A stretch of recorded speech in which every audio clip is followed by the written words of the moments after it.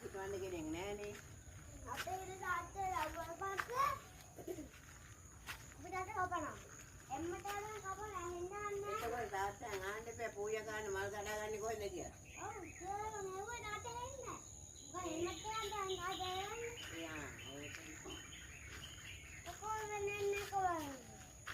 ඒ දැක මේ අපේ මෙන්න ඉන්නේ හිප්පේ. තාත්තේ ඔක්කොම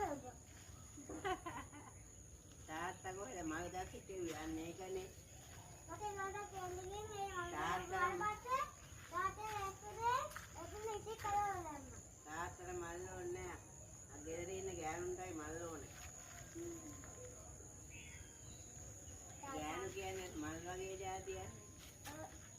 නම් ඉන්නේ කියන්නේ මල් වගේ. බලන්න මේ ගැස්ටික නිල් පාට තියෙන ලස්සන.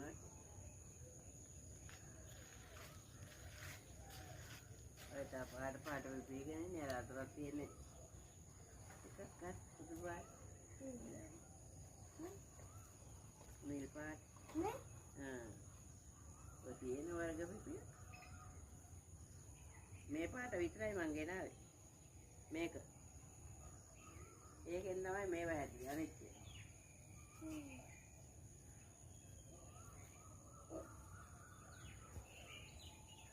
අපේ දිහාට මේකක් දෙන්න බෑ. ආ අපේ දිහාට මේ